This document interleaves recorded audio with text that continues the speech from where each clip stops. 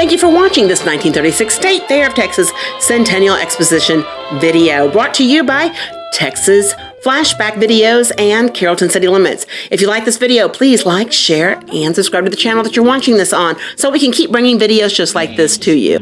The Texas Centennial Exposition was held at Fair Park in Dallas from June 6th to November 29th of 1936. The state fairgrounds were transformed into a glorious celebration of dual theme of history and progress and contained over 50 buildings. The Texas Centennial provided Dallas with the opportunity to create the first World's Fair in the Southwest. Businessman Stanley Marcus of Stanley Marcus said, "Modern Texas history began with the celebration of the Texas Centennial because it was in 1936 that the rest of America discovered our great state of Texas." The event attracted over 6 million visitors, including the United States President Franklin Roosevelt, and it cost the city of Dallas around $25 million, which is more than $428 million today's dollar. This event was created for buffering Dallas from the Great Depression that was going on. This event created over 10,000 jobs and giving the $50 million much needed boost to our local North Texas economy. Out of the 50 buildings,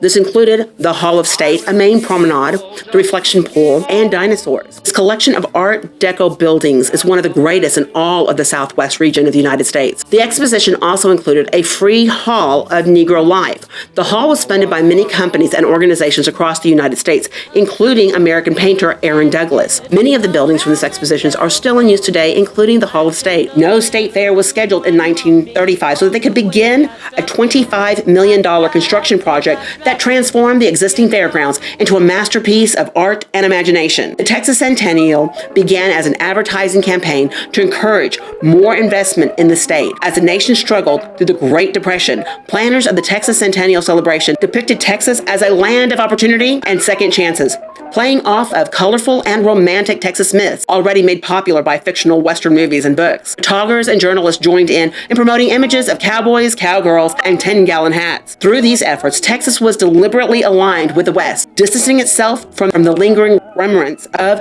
the Confederacy and the Southern identity that it wanted to separate itself from. Stars that celebrities and notable people who showed up to the Centennial were Governor Allred, Shirley Temple, Ginger Rogers, Gene Autry, Fred McMurray, Jack Oakey, Texas Rangerettes, Robert Taylor, Rudy Valle, Lupe Valdez, Robert Ripley from the creators of Ripley's Believe It or Not, Bill Harris, and June Knight, Amelia Earhart, and the Sons of the Pioneers. A rookie radio announcer named Art Linkletter provided daily news coverage of the 1936 Centennial Exposition. It took 15,000 employees to run the successful Centennial that year.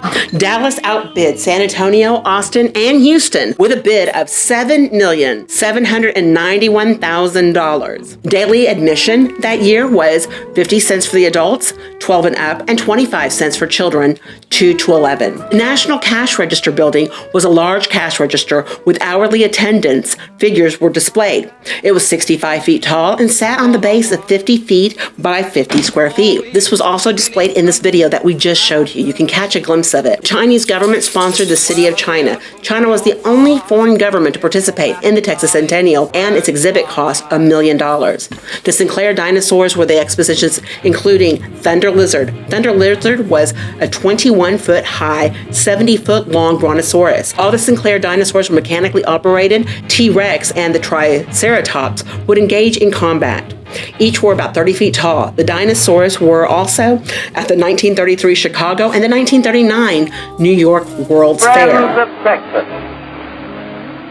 I have come here today to bear the tribute of the nation to you on your 100th birthday, for you are 100 years young. And what a birthday party! A huge $25 million exposition in Dallas with all Texas playing host. 200 acres of magnificent buildings, a new city, a great city, a city of 1,000 sights and 1,000 wonders. Small wonder then that the whole nation is talking about this big Texas exposition. The design of the buildings is distinctively Southwestern, a dramatic combination of modern architecture and the simple beauty of the old world. The motive is carried throughout, even to the final touch of stately statues, brilliant fountains, and striking mural decorations. But there go the crowds, rushing to see this tremendous spectacle at the rate of more than 50,000 a day. It's a long trek to see all the sights, and you'll need a cane. Well, here's how to get one. The man with the scale bets he can guess your weight, and if he misses, the cane is yours. 362 pounds. Now watch it. Let's see. Hey, there goes the winner right now. Look at him. $5. Here you are, Sheriff. Help yourself. But let's be on with the crowd. They're headed for the House of Magic, a great attraction in the Varied Industries building. Here in their own little theater, the House of Magic demonstrates many things. Light that can be heard as well as seen, and sound that can be seen as well as heard. Magic is right. Now watch closely, and the man will demonstrate a scientific way to pop popcorn. Radio waves do the job between 2 jars of cold water. Step right up, folks. Popcorn, 5 a bag. And hamburgers a dime on the outside with cold drinks just a nickel. What a pair. Careful now. The deputy rangerettes are liable to pick you up for a demonstration of early Texas justice at Judge Bean's law west of the Pecos. This victim happens to be Governor Lesh of Louisiana. We accept your guilty plea, and as a fitting punishment, I sentence you to return to the state of Louisiana and take your legislative body with you and fulfill the programs of your administration. I bow to the majesty of the court. And right next door, more law and order. The Texas Rangers. Famous old Ranger Captain Hughes raises the flag, the Lone Star flag of Texas.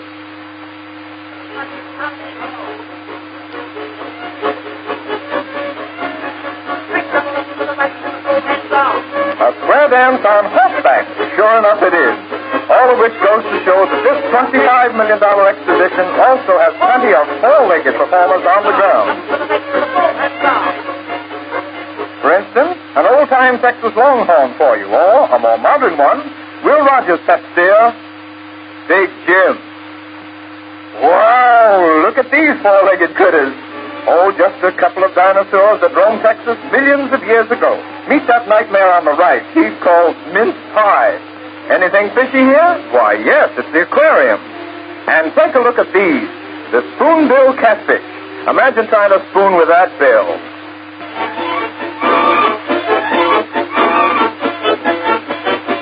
But let's take a look across the beautiful lagoon. Across the way, there are many splendid buildings, including 2 fine museums and a striking replica of the Catholic mission.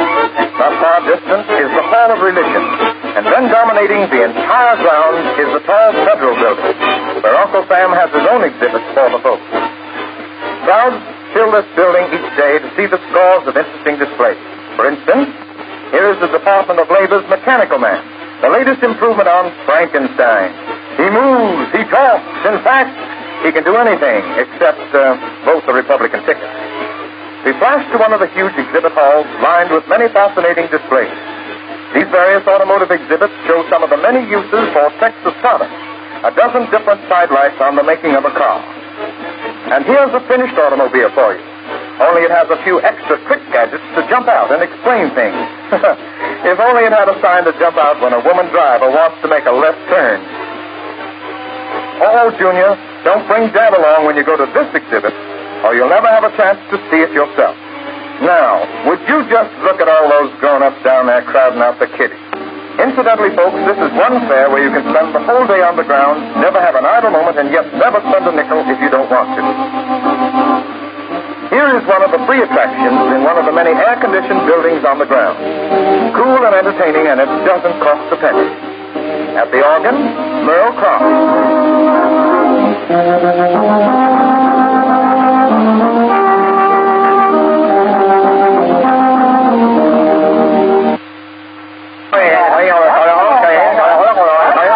What's that noise?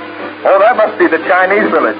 Or possibly just a little static from the Exposition radio studio. Or it might even be the squeak of the old mill wheel as it grinds flour at this quaint little exhibit here.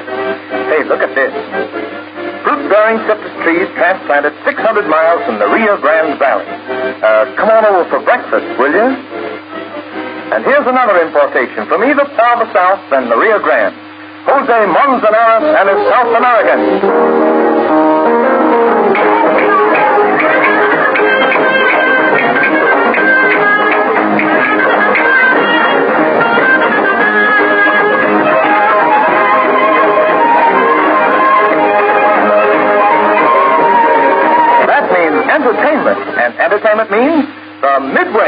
Let's go, the Midway. We're on the Midway. Pretty girls, funny shows, thrilling rides. Step right up and step in. Here's the real thrill for you, the Rocket Speedway. This is the first American appearance of this new ride. It's imported from England, you know. Jolly old England. But be careful there, you drop your H's. Watch. There goes the rocket ship at a terrific rate, swinging almost upside down. Zoom! Watch that curve. And here's another place to watch the curve. A whole shipload of entertainment at the streets of Paris. Plenty of curves, all right, yes. Here are a dozen shows in one show, with cafes and all kinds of entertainment also on board. Oh, boy, this is one way to see Paris without a passport. Oui, oui?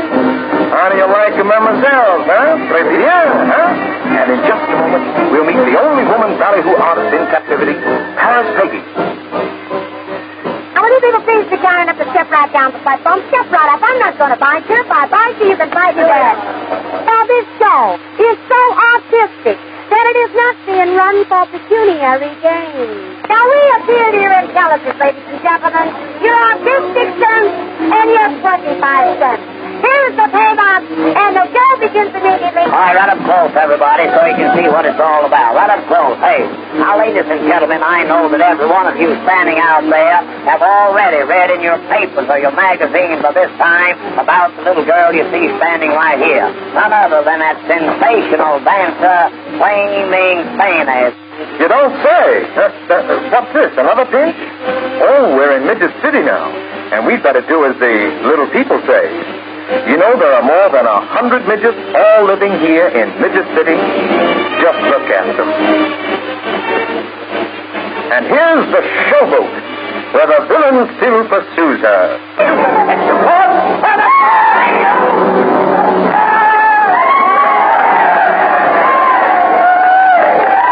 So much for old Sourpuss. Now let's find something more diverting. This looks like the spot for the streets of all nations. Did someone make a remark about the Dallas Exposition being all education and no entertainment? Oh, well, not from the looks of this.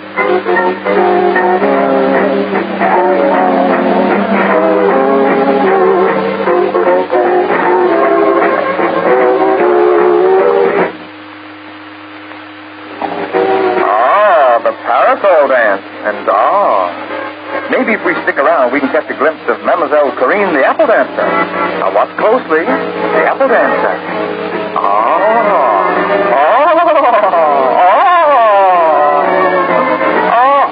Applesauce. Sorry, folks, you see the film's inflammable. Maybe we'd better head for the Black Forest and cool off. Now, here's a welcome retreat for you. A charming, inviting winter scene in the Black Forest, with ice skaters on even the hottest days of the year.